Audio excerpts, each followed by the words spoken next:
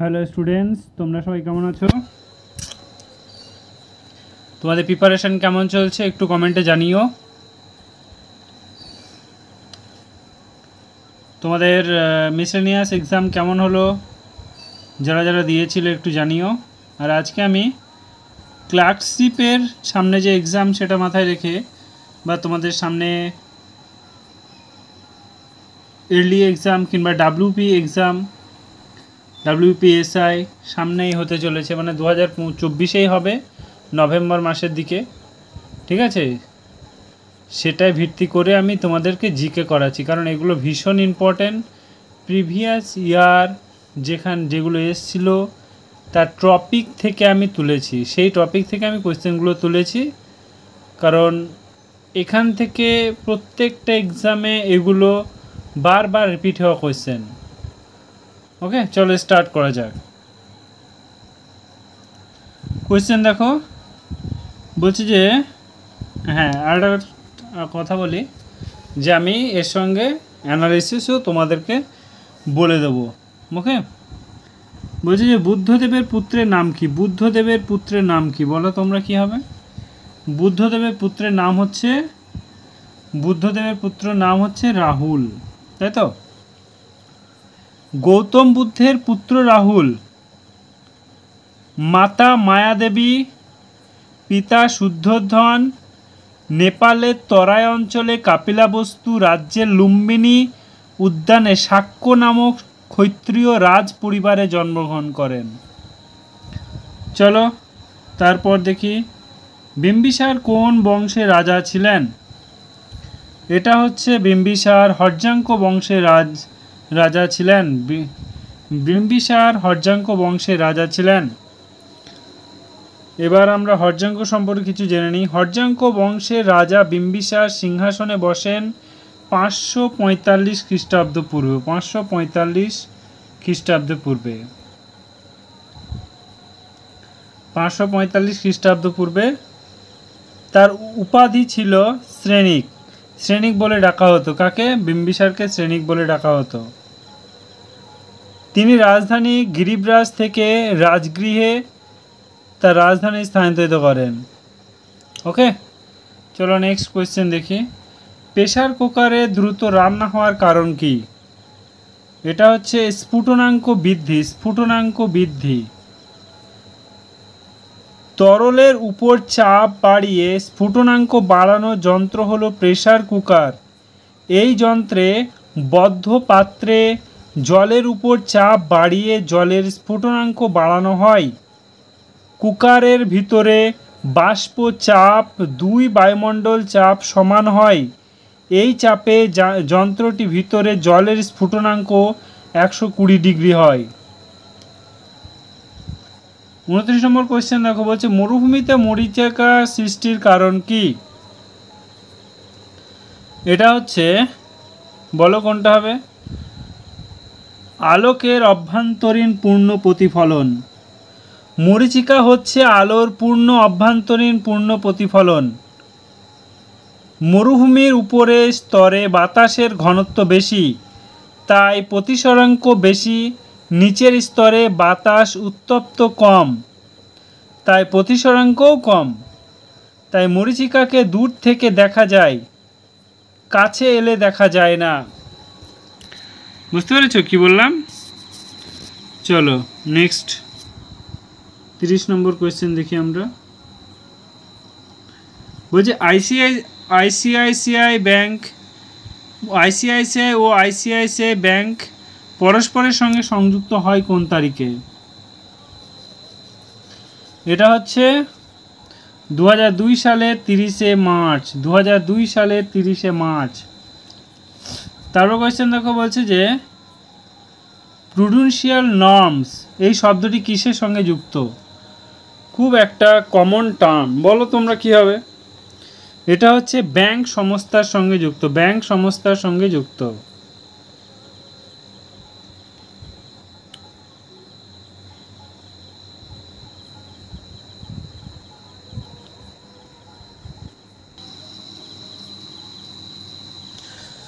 কি বলছিলাম আমরা, কোথায় ছিলাম? হ্যাঁ, prudential regulation refers to the set law of rural risks of bank assume যেটা বলে। ওকে, 32 নম্বর দেখো, বলছে যে কোন গুপ্ত সম্রাট মহেন্দ্রদিত্য উপাধি গ্রহণ করেন? এটা হচ্ছে তোমার প্রথম কুমারগুপ্ত প্রথম মহেন্দ্রদিত্য উপাধি গ্রহণ করেন। দ্বিতীয় চন্দ্রগুপ্তের মৃত্যুর পর তার পুত্র প্রথম কুমারগুপ্ত 415 খ্রিস্টাব্দে সিংহাসনে বসেন। তার উপাধি ছিল মহেন্দ্রদিত্য। তিনি নালন্দা বিশ্ববিদ্যালয়টি নির্মাণ করেন। এছাড়া তিনি অশ্বমেধ যজ্ঞ অনুষ্ঠান করেন। তারপর কোয়েশ্চেন দেখো, বলছে সকলোত্তর পথনাথ কাকে বলে? এটা হচ্ছে হর্ষবর্ধনকে বলে। হর্ষবর্ধনকে সকলোত্তর পথনাথ বলে। হর্ষবর্ধন থানেশ্বরের পুষ্যভূমি বংশের সিংহাসনে বসেন 606 খ্রিস্টাব্দ পূর্বে। 606 খ্রিস্টাব্দ থেকে তিনি একটি নতুন বর্ষ গণনা করেন। তার নাম হর্ষাব্দ বা হর্ষ সাম্বত। তার উপাধি ছিল শিলাদিত্য। বাতাপির চালুক্য রাজা দ্বিতীয় পুলকেশীর একটি শিলালিপিতে হর্ষকে সকল উত্তর পথনাথ বা সকল উত্তর পথের অধীশ্বর বলা হয়। 35 নম্বর কোয়েশ্চেন দেখো, যে কোন মৌলিক অধিকারটি শুধুমাত্র সংখ্যালঘু শ্রেণীর স্বার্থেই প্রদত্ত? এটা হচ্ছে তোমার 35 নম্বর। এটা কি বলো, কোন মৌলিক অধিকারটি শুধুমাত্র সংখ্যালঘু শ্রেণীর স্বার্থেই প্রদত্ত হয়েছে? এটা হচ্ছে সংস্কৃতি এবং শিক্ষার অধিকার। ব্যাখ্যা করে দিচ্ছি তোমাদেরকে যে 29 নম্বর ধারা নাগরিকদের সকল সম্প্রদায়কে নিজ নিজ ভাষা, সংস্কৃতি ও লিপি ব্যবহারের অধিকার দেওয়া হয়েছে। সরকারি শিক্ষা প্রতিষ্ঠানে ধর্ম, বর্ণ, ভাষা, শ্রেণী নির্বিশেষে প্রবেশাধিকার স্বীকৃতি হয়েছে। 30 নম্বর ধারা শিক্ষা প্রতিষ্ঠানের প্রতি কোনো রকম বৈষম্যমূলক আচরণ করা যাবে না। আর্টিকেল 30। 36 নম্বর কোয়েশ্চেন দেখো, বলছে committee of negotiation with state, এই কমিটির চেয়ারম্যান কে ছিলেন? এটা হচ্ছে ডক্টর রাজেন্দ্র প্রসাদ। ব্যাখ্যা, committee of negotiation with state of chairman doctor Rajendra Prasad. এছাড়াও তোমার স্টিয়ারিং কমিটি হচ্ছে chairman. Ad hoc committee on the national flag chairman ছিলেন। এছাড়া ন্যাশনাল অফ স্টাফ কমিটির চেয়ারম্যানও ছিলেন। 37 নম্বর কোয়েশ্চেন দেখো, যে মৌর্য সাম্রাজ্যের পতন ঘটিয়ে কে নতুন সাম্রাজ্য স্থাপন করেন? এটা হচ্ছে পুষ্যমিত্র শুঙ্গ। শুঙ্গ বংশের প্রতিষ্ঠাতা পুষ্যমিত্র শুঙ্গ।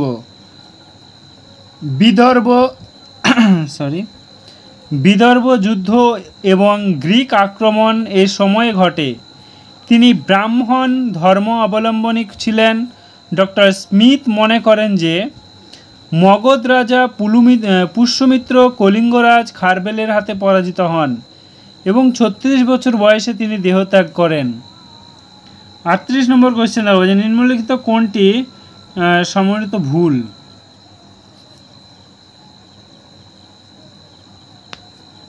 এটা হচ্ছে মহাকাব্য ভারবী, কারণ তোমার মালবিকাগিমিত্রম কালিদাস, হর্ষচরিত্র বাণভট্ট এবং রাজতরঙ্গিনী কলহান। ওকে, এগুলো সব ঠিক।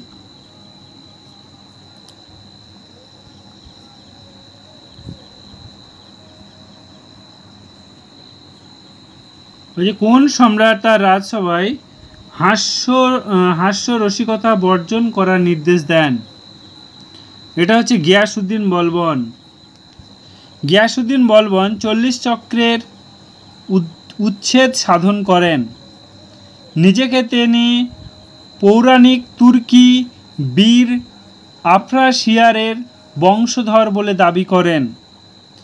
তিনি পায়বশ ও সিজদা প্রবর্তন করেন। তার দরবারে কোনো প্রকার আমোদ প্রমোদ হাস্য কৌতুক মদ্যপান করা সম্পূর্ণভাবে নিষিদ্ধ ছিল। কার? গিয়াসুদ্দিন বলবনের। 40 নম্বর দেখো, বলছে নিগম কথার অর্থ কী? নিগম কথার অর্থ হচ্ছে বণিক সংঘ। 41 নম্বর দেখো, ক্রিপস মিশন কার আমলে ভারতবর্ষে আসে? কার আমলে ভারতে আসে? এটা হচ্ছে তোমার লর্ড লিলিথগোর সময়ে ভারতে আসে। ক্রিপস মিশন কার সময় ভারতে আসে? এটা হচ্ছে লর্ড লিলিথগোর সময় ভারতে আসে। সাম্রাজ্যবাদী নেতা তার স্টেফোর্ড ক্রিপস ভারতে আসেন 23শে মার্চ 1942 সালে। সংবিধান সংক্রান্ত প্রস্তাবলী নিয়ে আলাপ আলোচনার জন্য গান্ধী এই প্রস্তাবকে ফেল পড়া ব্যাংকের উপর চেক কাটা শামিল বলে আখ্যায়িত করেন। এই সময় ব্রিটিশ প্রধানমন্ত্রী ছিলেন চার্চিল। 42 নম্বর হচ্ছে মীর ষড়যন্ত্র মামলা 1929 খ্রিস্টাব্দে কার বিরুদ্ধে চালানো হয়? মীর ষড়যন্ত্র মামলা 1929 কাদের বিরুদ্ধে চালানো হয়? এটা হচ্ছে কমিউনিস্ট নেতার উপর। ভারতে কমিউনিস্ট পার্টির কার্যকলাপ বন্ধ করার লক্ষ্যে 1927 খ্রিস্টাব্দে পূর্বে 33 জন কমিউনিস্ট নেতাকে গ্রেপ্তার করে তাদের বিরুদ্ধে মিরাট ষড়যন্ত্র মামলা শুরু হয়। এস.এ. ড্যাঙ্গে, মিরাজ কর,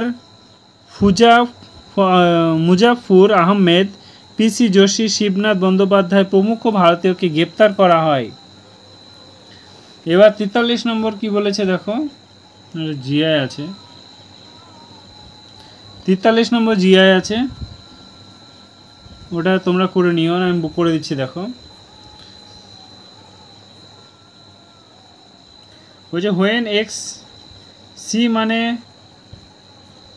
ভাগ, উইল মানে যোগ, কাম মানে হলে 8, হোয়েন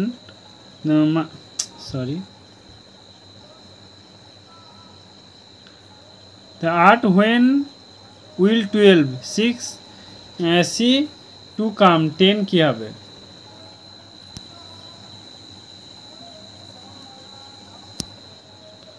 বলছে 8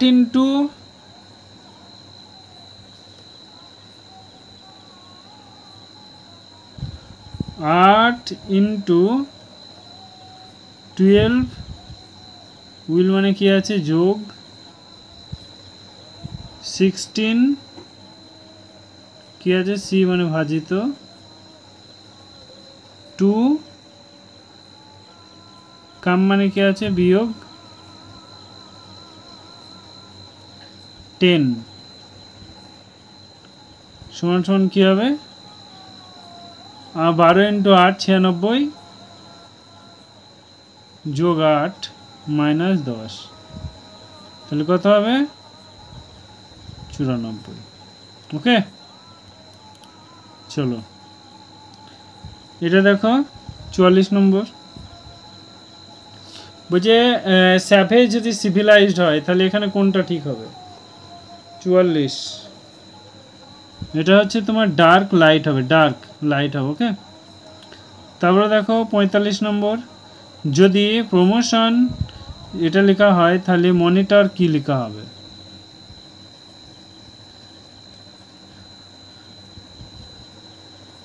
পি মানে 3, মানে কি বলেছে? P3 R6, ঠিক আছে। ও এম, তাহলে এখানে মনিটর কি হবে? এম। দেখো এখানে এম আছে, এম এরটা কি আছে? 4 নম্বর এম আছে। এম এ কি আছে? 4 আছে, তাহলে 4 আছে, সব জায়গায় 4 আছে। দেখো লাস্টেরটা দেখো এন, এনে কি আছে? এনে আছে 7।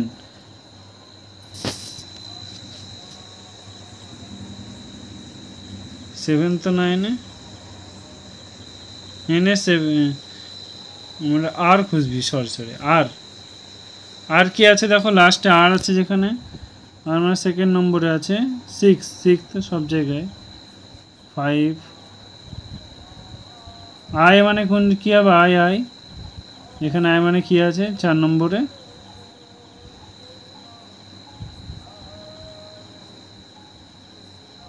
4 নম্বর আয় মানে 3 নম্বরে আয় আছে, 9 হবে, 4 নম্বরে 9।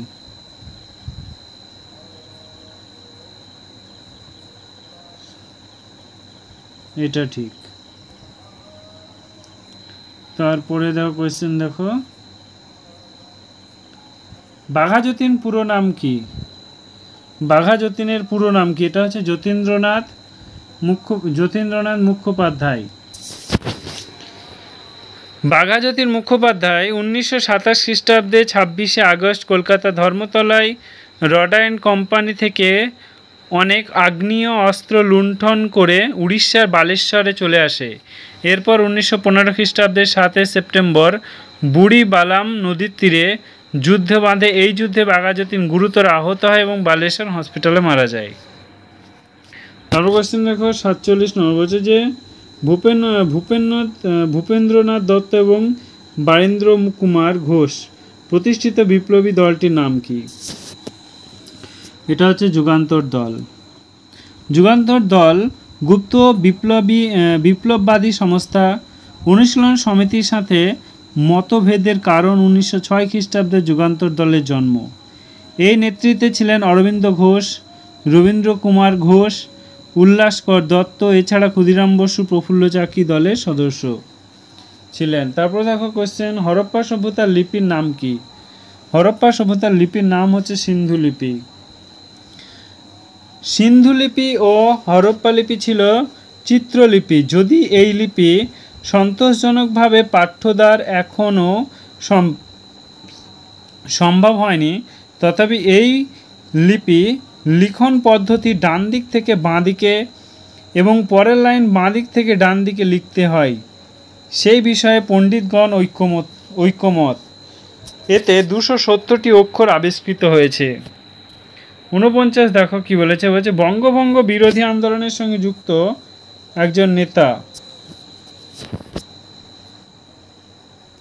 নাম কি? বঙ্গভঙ্গ বিরোধী আন্দোলনের সঙ্গে যুক্ত একজন বিরোধী নেতা কি? এটা হচ্ছে সুরেন্দ্রনাথ বন্দ্যোপাধ্যায়। ব্রিটিশ ভারতে স্বাধীনতা আন্দোলনের প্রথম যুগের একজন ব্রিটিশ নেতা। তিনি ছিলেন ঔপনিবেশ শতাব্দীর রাজনৈতিক সংগঠন ন্যাশনাল কনফারেন্স প্রতিষ্ঠাতা। পরে এই দলটিকে নিয়ে তিনি ভারতীয় জাতীয় কংগ্রেসে যোগ দেন। তাকে রাষ্ট্রগুরু সম্মানে ভূষিত করেন। 50 নম্বর কোয়েশ্চেন দেখো, বলছে কাকে দক্ষিণ ভারতের বিদ্যাসাগর বলে অভিহিত করা হয়? এটা হচ্ছে জ্যোতিবা ফুলেকে ভারতের বিদ্যাসাগরের বলে অভিহিত করা হয়। ভারতের সমাজ, শিক্ষা, সংস্কার থেকে তিনি একজন প্রকৃত বিপ্লবী।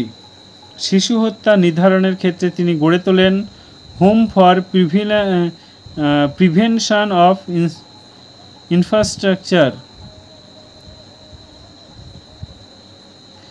এছাড়া সত্যসাধক সমাজ গড়ে তোলেন 1873 এবং 1872 খ্রিস্টাব্দে গুলামগিরি গ্রন্থে তিনি ব্রহ্মবাদিত্বকে চ্যালেঞ্জ জানান। এছাড়াও তিনি তার স্ত্রী সাবিত্রীবাই পুনেতে পশ্চিম ভারতে প্রথম বালিকা বিদ্যালয় প্রতিষ্ঠা করেন 1851 খ্রিস্টাব্দে। তারপর কোয়েশ্চেন দেখো, বলছে হৈসলদের রাজধানী কোথায় ছিল? এটা হচ্ছে তোমার দ্বার সমুদ্রে। তারপর কোয়েশ্চেন দেখো 52 নম্বর, পল্লব রাজার প্রথম নরসিংহবর্মণ যুদ্ধে দ্বিতীয় পুলকেশীকে হত্যা করেন। এটা হচ্ছে মণিমঙ্গল। মহেন্দ্র বর্মনের পুত্র প্রথম নরসিংহ বর্মন পল্লব বংশের সর্বশ্রেষ্ঠ রাজা। চালুক্য বংশের দ্বিতীয় পুলকেশীকে তিনি মণিমঙ্গল যুদ্ধে পরাস্ত করেন। বাতাপিকন্ত উপাধি ধারণ করেন। মহাবলীপুরম বিখ্যাত রথ মন্দির তিনি আমলে তৈরি করেন। 53 দেখো, বলছে সিআর ফর্মুলা কে দেন? বলো তোমরা, খুব বেশি কোয়েশ্চেন। এটা হচ্ছে চক্রবর্তী রাজা গোপালাচারী। ভারত ছাড়ো আন্দোলন ও মুসলিম লীগের একমাত্র দাবি ছিল পৃথক পাকিস্তান রাষ্ট্র গঠন। এমত অবস্থায় ভারতকে বিভাজিত না করে অথচ জিন্নার দাবি মোটামুটি মেনে নিয়ে গান্ধী অনুগামী মাদ্রাসের চক্রবর্তী রাজা গোপালাচারী এই সমাধান সূত্রে প্রকাশ করেন 1944 চক্রবর্তী রাজাগোপালাচারী সমাধান সূত্র সিআর ফর্মুলা নামে পরিচিত। তারপরে দেখো, ভারতের সংবিধান পার্ট 3 এবং পার্ট 4 দুটি অংশের মধ্যে বিরোধ বাঁধলে সংবিধান অনুসারে কোন অংশটি কার্যকারী হবে?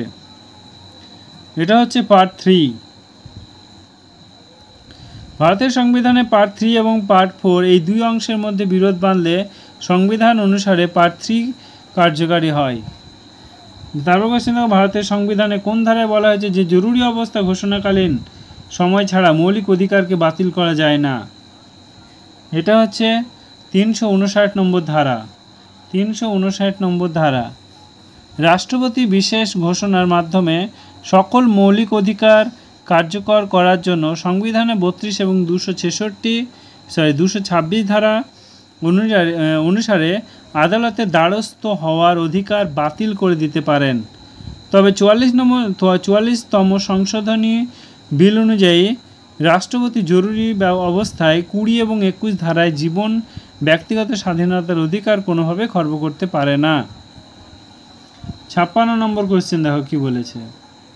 জালিয়ানওয়ালাবাগ হত্যাকাণ্ড সংঘটিত হয় কবে? জালিয়ানওয়ালাবাগ হত্যাকাণ্ড সংঘটিত হয় কবে? এটা হচ্ছে 1919 খ্রিস্টাব্দে জালিয়ানওয়ালাবাগ হত্যাকাণ্ড হয়। রাওলাট আইনের প্রতিবাদে এই আন্দোলন সূত্রপাত হয়। তার চরম পরিণতি দেখা হয় জালিয়ানওয়ালাবাগ হত্যাকাণ্ডে 10 এপ্রিল। পাঞ্জাবে দুই জনপ্রিয় নেতা ডক্টর সত্যপাল এবং সৈফুদ্দিন কিচলুকে গ্রেপ্তার প্রতিবাদে জনতা পুলিশের সংঘর্ষে এই পরিণতি। জালিয়ানওয়ালাবাগ হত্যাকাণ্ড 13 এপ্রিল 1818।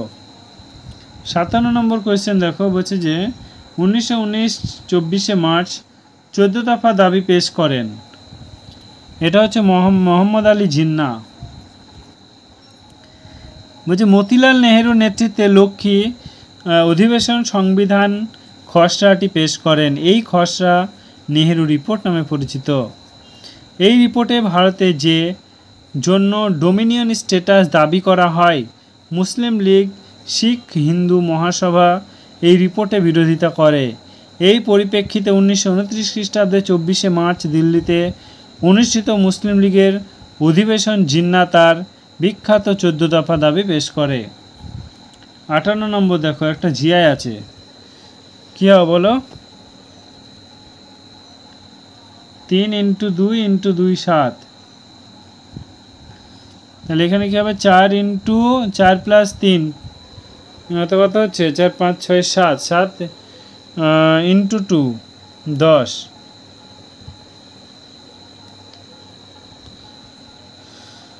তাহলে 5 + 4 কত হয়?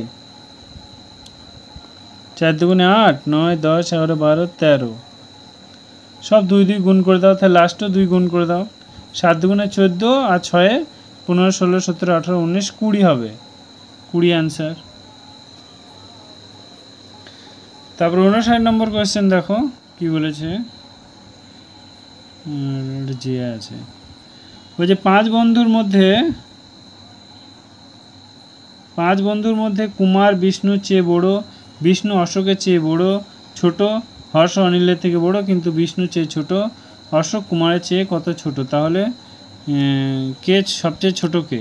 ওই যে 5 বন্ধুর মধ্যে দেখো, 5 বন্ধুর মধ্যে কুমার বিষ্ণু চেয়ে বড়, এর দেখলাম কুমার বিষ্ণুর চেয়ে বড়, এখানে বি বিষ্ণুর চেয়ে কুমার বড়, কুমার বিষ্ণুর চেয়ে বড়, বিষ্ণু অশোকের চেয়ে ছোট, বিষ্ণু অশোকের চেয়ে ছোট, বিষ্ণু অশোকের চেয়ে ছোট, তাহলে মিডিলে অশোক আসছে, বিষ্ণু অশোকের চেয়ে ছোট, হর্ষ অনিলের থেকে বড়, হর্ষ অনিলের থেকে বড় কিন্তু বিষ্ণুর চেয়ে ছোট, হর্ষ অনিলের থেকে বড় কিন্তু বিষ্ণুর থেকে ছোট। অশোক কুমারের চেয়ে ছোট, অশোক কুমারের চেয়ে ছোট, হ্যাঁ ঠিক আছে। তাহলে সবচেয়ে ছোট কে? অশোক কুমারের চেয়ে ছোট, সবচেয়ে ছোট হচ্ছে তোমার